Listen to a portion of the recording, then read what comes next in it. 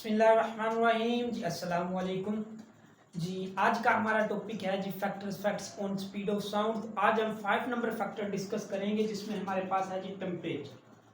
आज हम सीखेंगे कि आपके पास टेम्परेचर का क्या असर होता है ऑन स्पीड ऑफ साउंड। ठीक है, तो हमने जी फार्मूला पढ़ा हुआ है। कौन सा फार्मूला? हम जानते हैं कि V आपकी इज इक्वल टू किसके बराबर होती है? Gamma P over density. हमने देखा कि यहाँ पर हमारे पास क्या है जी, टी का तो कोई फैक्टर ही मौजूद नहीं है। तो हम क्या करेंगे जी, थोड़ी सी मॉडिफिकेशन करेंगे। हम ये जानते हैं कि जो डेंसिटी हमारी होती है वो मास पर यूनिट वॉल्यूम होती है। इसकी वैल्यू यहाँ पर पुट करें, हमारे पास आर पी आ जाएगा, डेंसिटी आपकी मास पर यूनिट वॉल्यूम आ जाएगी। ठीक है, इसको थोड़ा सा ऊपर ले जाएं, आपके पास आ जाएगा जी आर, आपके पास आ जाएगा P V is equal to आपके पास एम आ जाएगा। और एक बात याद रखें कि जो आपके पास आइडियल गैस होती है उसका फार्मूला होता है P V is equal to N R T. जब आप 1 मोल लेते हैं तो आपके पास क्या होता है? एन इज इक्वल टू 1 होता है। इसका मतलब P V is equal to 1 R T और आपके पास P E V is equal to R T के बराबर आ जाता है। ठीक है, तो यहाँ पर वैल्यू पुट कर दें, v इज इक्वल टू आपके पास किसके बराबर आ जाएगा? आपके पास आ जाएगा r आ जाएगा, यहाँ पर आपके पास गैमा आ जाएगा, आर टी आ जाएगा और यहाँ पर आपके पास मास आ जाएगा। ठीक है, तो हमने एक बात बार बार पढ़ी, वो कौन सी कि अगर हमने देखना है टेम्परेचर को, जब हम टेम्परेचर को देखेंगे तो दूसरे तमाम फैक्टर को कांस्टेंट डील करेंगे। ठीक है, डेंसिटी को देखा, दूसरे तमाम फैक्टर को कांस्टेंट हमने डील किया, इसलिए हम टेम्परेचर को देख रहे हैं तो दूसरे तमाम फैक्टर हमारे पास क्या होंगे? एज अ कांस्टेंट डील करेंगे। मास हमारा जी यहाँ पर भी कांस्टेंट डील करेंगे, गैमा भी हमारा कांस्टेंट होता है, आर हमारे पास गैस कांस्टेंट है। ठीक है, तो हमने देखा कि V हमारे पास किसके बराबर आ गया? V आपके पास बराबर आ गया और साथ इसके आपके पास कांस्टेंट आ जाएगा। ठीक है, क्योंकि तमाम फैक्टर कांस्टेंट है। आपके पास टी आ जाएगा, अंडर रूट आ जाएगा। जब आप v और बराबर इक्वल और कांस्टेंट का साइन खत्म करेंगे तो v इज डायरेक्टली प्रोपोर्शनल किसके आ जाएगा? t के आ जाएगा। इसका मतलब जब हमारे पास क्या होगा जी, वेलोसिटी इंक्रीज होगी तो टेम्परेचर इंक्रीज होगा, टेम्परेचर इंक्रीज होगा, वेलोसिटी इंक्रीज होगी। जब एक चीज डिक्रीज होगी तो दूसरी खुद ब खुद क्या होगी जी? डिक्रीज होगी। इनका आपस में क्या है जी? डायरेक्ट रिलेशन है। ठीक है, अब ये इतना इसका रिलेशन काफी है, लेकिन यहाँ से एक क्वेश्चन बनता है, बहुत मशहूर क्वेश्चन है। वो ये बनता है, वो कहता है कि जब हम 0 डिग्री सेंटीग्रेड से लेकर 1 डिग्री सेंटीग्रेड तक जब हम क्या करते हैं? टेम्परेचर बढ़ाते हैं, यानी 0 सेंटीग्रेड का मतलब ये होता है कि 1 केल्विन और 1 केल्विन इज इक्वल टू 273 के बराबर होता है। तो जब हम 0 सेंटीग्रेड से लेकर 1 सेंटीग्रेड का टेम्परेचर बढ़ाते हैं तो हमारे पास 0.61 आपके पास स्पीड ऑफ साउंड होती है। वो आपने प्रूव करना है। क्या कहता है कि जब हम 0 से लेकर 1 सेंटीग्रेड का टेम्परेचर बढ़ाते हैं तो हमारे पास स्पीड ऑफ साउंड किसके बराबर होती है? वो हमारे पास किसके बराबर होती है? 0.61 मीटर पर सेकंड के बराबर होती है। सेंटीमीटर की बात करें तो हमारे पास 60 सेंटीमीटर आ जाएगी। टेम्परेचर हमने कितना बढ़ाया है? 0 सेंटीग्रेड बढ़ाएं या 1 सेंटीग्रेड बढ़ाएं। ठीक है, 0 सेंटीग्रेड किसके बराबर होता है जी? 1 केल्विन और 1 केल्विन आपका 273 के बराबर होता है। तो वो ये कहता है कि जब आपके पास टेम्परेचर 0 सेंटीग्रेड से 1 सेंटीग्रेड तक जाएगा तो आपने क्या करना है जी? स्पीड ऑफ जो आपके पास स्पीड ऑफ साउंड होती है वो 0.6 मीटर पर सेकंड होती है। तो आप प्रूव करके दिखाएं। ठीक है, तो मान लीजिए कि जो हमने यहाँ पर रिलेशन देखा, हमने कहा कि आपके पास टेम्परेचर T1 है जी, एट है 0 सेंटीग्रेड पर आपने कोई टेम्परेचर लिया, 0 सेंटीग्रेड पर आपने टेम्परेचर लिया T1 जो आपके पास कितना है जी? 0 सेंटीग्रेड होगा तो 273 आपके पास केल्विन होगा। इसी तरह आप कह लें कि कोई और टेम्परेचर 1 डिग्री सेंटीग्रेड ले लें, यहाँ पर आपके पास क्या होगा जी? आपके पास कोई नया टेम्परेचर होगा, उसको T2 का नाम दे लें और वो आपके पास इक्वल होगा। ठीक है, तो हम ये भी जानते हैं कि जब हमारे पास कोई नया टेम्परेचर लेना हो तो हम क्या करते हैं? टी में क्या करते हैं? 273 आप क्या कर देंगे? ऐड कर देंगे। ठीक है, जब आपने कोई नया टेम्परेचर लेना हो। ठीक है, तो मान लीजिए ये हमारे पास 1 हो गया, ये आपके पास 2 हो गया। जब हमारे पास 0 सेंटीग्रेड है, T1 आपके पास 273 है।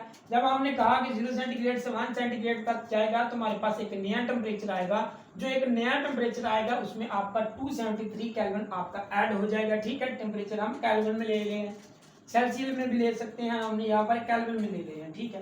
तो हमने एक रिलेशन ये वाला पढ़ा, अगर हमारे पास टेम्परेचर T1 V1 है तो हम मान लेते हैं हमारे पास V1 इज इक्वल टू आपके पास किसके बराबर आ जाएगा, इज इक्वल टू कॉन्स्टेंट आपके पास बराबर आ जाएगा जी आपके पास यहाँ पर T1 लिख लें। इस तरह आपके पास V2 इज इक्वल टू आपके पास आ जाएगा जी कॉन्स्टेंट, ठीक है। यहाँ पर आपके पास T2 आ जाएगा, ये आपके पास 3 हो जाएगी, ये आपके पास 4 हो जाएगी। अब आप क्या करें, 4 को 3 के साथ क्या कर दें जी, डिवाइड कर दें। 4 को 3 के साथ डिवाइड करेंगे, ये हमारे पास V2 ओवर V1 आएगा, यहाँ पर कांस्टेंट आ जाएगा, ठीक है। यहाँ पर भी आपके पास कांस्टेंट ही आएगा, ठीक है। यहाँ पर आपके पास T2 आएगा, यहाँ पर हमने देखा कि यहाँ पर आपके पास T2 है, यहाँ पर आपके पास T1 है, कांस्टेंट कांस्टेंट से कैंसिल हो गया, इसका मतलब हमारे पास क्या बचा, V2 is equal divided by V1। यहाँ पर आपके पास T2 ओवर T1 दोनों के साथ अंडर रूट है, हम इकट्ठा लिख लेते हैं, ठीक है। ये हमारे पास आ गया। अब हमने देखा कि T2 हमारे पास किसके बराबर है जी, T प्लस 273, V2 आ गया, आपके पास V1 आ गया। T2 की वैल्यू पुट करें, आपके पास T प्लस 273 केल्विन है। इस तरह T1 की आपके पास वैल्यू 273 है, ठीक है। अब आप क्या करें जी, अब क्या करते हैं, आप अलग-अलग लिख लें, ठीक है। V2 आपके पास आ जाएगा जी, V1 आ जाएगा, यहाँ पर आप इसको थोड़ा सा रीअरेंज करें कि आपके पास T प्लस 273 आ जाएगा, ठीक है। यहाँ पर आपके पास 273 आ जाएगा, यहाँ पर भी आपके पास 273 आ जाएगा, ठीक है। इसको थोड़ा सा रीअरेंज किया तो हमने देखा कि V2 आ गया, आपके पास V1 आ गया इज इक्वल टू आपके पास आ गया T270, आपके पास 3 केल्विन आ गया, प्लस आपके पास यहाँ पर आपके पास 1 आ जाएगा, ठीक है, क्योंकि ये इससे कैंसिल हो जाएगा। हम इसको इस तरह भी लिख सकते हैं कि V2 is equal to V1 आपके पास आ गया जी 1 प्लस आपके पास T आ गया 273 आपके पास आ गया, ठीक है जी। अब हम क्या करें जी, V2 आपके पास आ गया, V1 आ गया इज इक्वल टू, हम इसको पावर में भी लिख सकते हैं कि 1 प्लस आपका T ओवर 273, यहाँ पर आपके पास केल्विन आ गया। जब आप स्क्वायर रूट खत्म करेंगे तो यहाँ पर 1 2 आ जाएगा, ठीक है।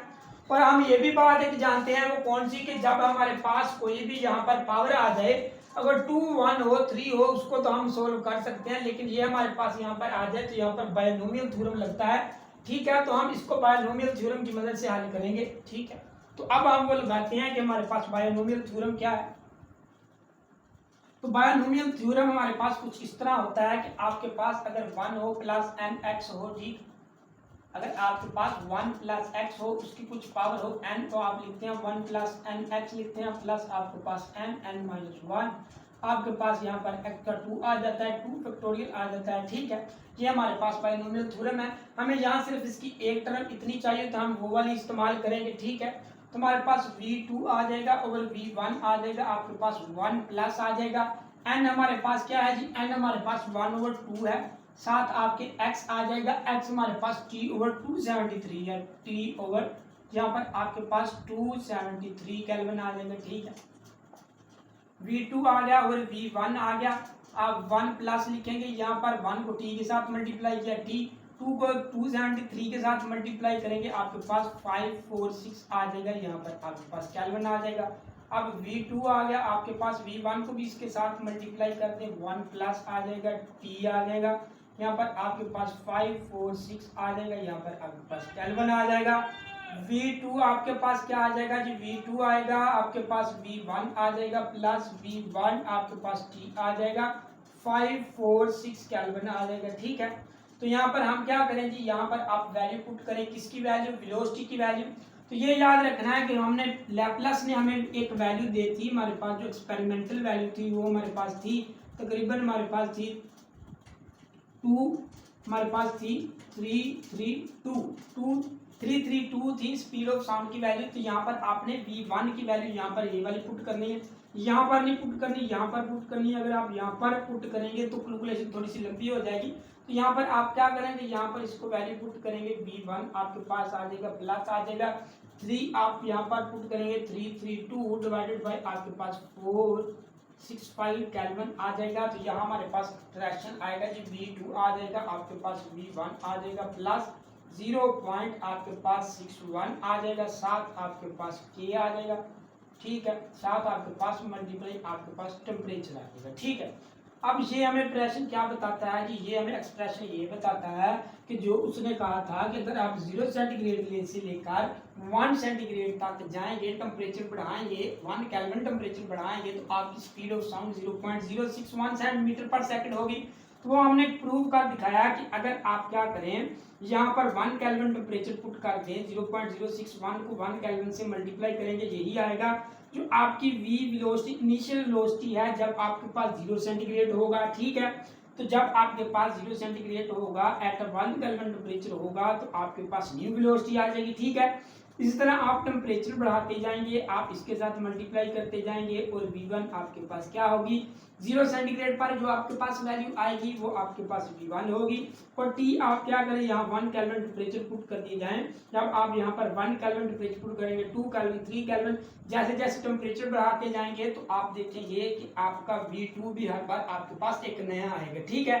तो उसने हमें ये कहा था जब आपके पास 0 से 1 सेंटीग्रेड पर टेम्परेचर आपका इंक्रीज होता है तो आपने बताना है कि स्पीड ऑफ साउंड 0.6 मीटर पर सेकंड कैसे आती है, तो वो हमने बता दिया, ठीक है। तो ये था जी आज का हमारा टॉपिक, उम्मीद है आपको समझ आ गई होगी। किसी किस्म की आपको कंफ्यूजन है तो कमेंट सेक्शन में कमेंट कर सकते हैं। अल्लाह हाफिज।